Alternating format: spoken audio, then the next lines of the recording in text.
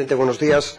¿Piensa su Gobierno facilitar información y medios a las investigaciones parlamentarias abiertas y a los procesos judiciales pendientes de resolución?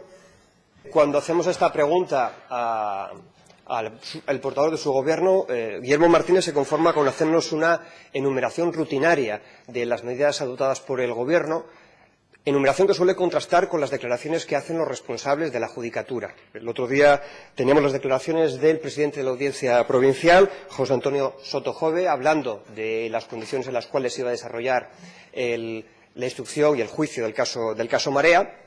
Pero no se preocupen, no vengo a hablar de goteras, de falta de medios o de dificultades a la hora de realizar el trabajo en los juzgados. Eso no podría hacerlo de forma más contundente que en el informe presentado en su momento por el presidente del TSJ al inicio de la legislatura, donde hacía un balance y un recorrido por cuál era la situación de la justicia en Asturias.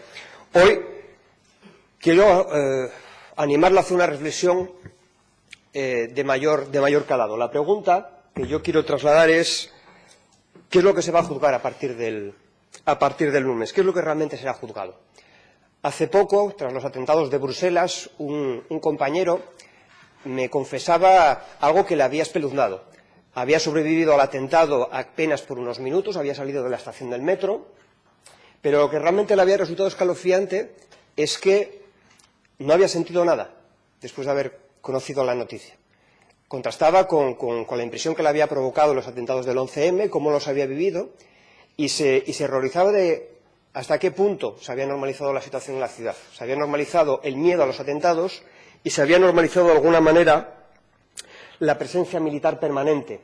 Y a esa situación no se llega de golpe, no se llega a la banalización del miedo de manera inmediata. Tiene que pasarse una serie de pasos en los que, por ejemplo, nos encontramos con que el número de suicidios en España ha aumentado un 20% desde el inicio de la crisis, al mismo tiempo que las noticias nos dicen que ya tenemos 119 banqueros que han cobrado más de 1 millón de euros, lo que nos sitúa en el quinto puesto en el ranking de países con banqueros multimillonarios.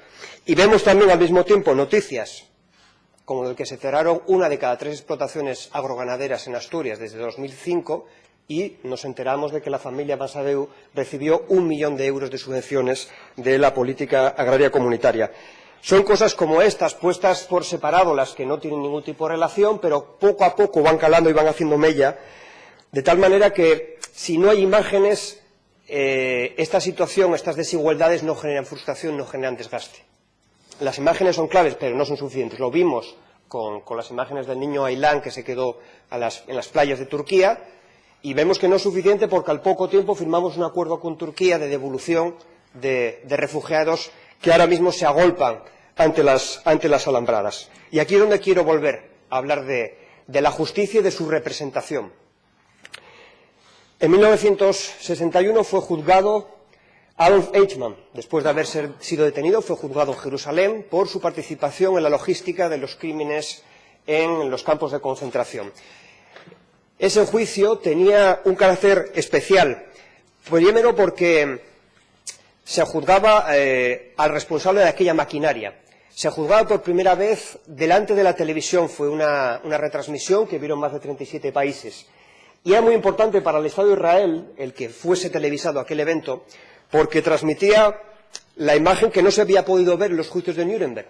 Gente hablando del sufrimiento en primera persona, muchos que habían sufrido el Holocausto y que eran rechazados dentro de su propio país porque la gente o no les creía o pensaba simplemente que habían sido unos cobardes. Leo Hurwitz fue el responsable de grabar aquellos planos. Fueron vistos en todo el mundo. Y aquellos planos y aquella forma de grabar de aquel documentalista que había sufrido la caza de brujas, que había estado en la lista negra de McCarthy, tenía una peculiaridad. Estaba obsesionado con los primeros planos. De hecho, se perdieron cosas importantes de aquel juicio porque buscaba sin parar algún gesto de humanidad por parte de Eichmann. No podía creer que después de lo que se estuviese testificando, aquel personaje no hiciese ni la más mínima mueca. No encontró ningún grado de humanidad y tampoco lo encontró Hannah Arendt, que llegó a la conclusión de que para participar de aquella maquinaria no hacía falta ser un monstruo Bastaba simplemente con ser un funcionario mediocre aplicando órdenes sin pensar en sus consecuencias. Nada que ver con los bestias de las SA, sino con un sistema muchísimo más refinado. La banalidad del mal, como llamó Hannah Arendt, solo puede funcionar si hay una banalización del sufrimiento. El próximo lunes se juzgará por primera vez en televisión, con retransmisión en vídeo, un caso en Asturias, el caso Marea, en el que desde luego, presidente, no se va a juzgar ninguna atrocidad, no se van a sentar monstruos en el banquillo, quizás solamente mediocres. Se van a sentar y lo que va a poder ver la ciudadanía quizás sean corruptos y corruptores que pudieron llegar a desviar más de 5 millones de euros para llevarse jamones, hoteles y viajes de lujo. Estaban al frente de la Administración en aquel momento, muy probablemente, pues algo más que ladrones de bolis, como seguramente cuando se juzgue lo que sucede en Egipto hoy en día nos encontremos que hay algo más que ladrones de cobre. En todo caso, lo que va a poder juzgar la ciudadanía no es simplemente a quienes se sientan ahí, como quienes veían el juicio de Eichmann no juzgaban que él fuese responsable de todo lo que había pasado con los nazis. Van a juzgar una administración presidida por el señor Areces, que fue reprobado por esta Cámara y que ustedes situaron a la cabeza de su candidatura al Senado. Va a juzgar una administración en la cual las irregularidades formaban parte del día a día. Va a juzgar a una administración que naturalizó una cierta forma y en la cual trabajadores públicos no encontraron refugio para poder denunciar esas irregularidades. No le voy a acusar hoy de que su gobierno sea corrupto. Lo que sí le voy a acusar hoy es de haber banalizado la corrupción.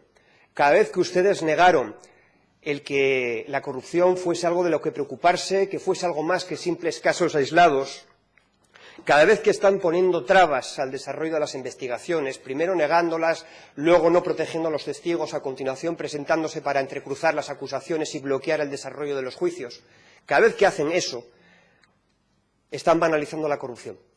Y eso tiene un efecto y un coste que va más allá de los 5 millones de euros. Ustedes dirán que nosotros vemos corrupción por todos los sitios. Yo les digo que ustedes no lo ven a ningún lado, pero no se preocupen, a partir del lunes las cámaras van a zanjar la discusión y todo el mundo podrá ver quiénes estaban al frente de la Administración y quiénes pueden seguir estando. Muchas gracias.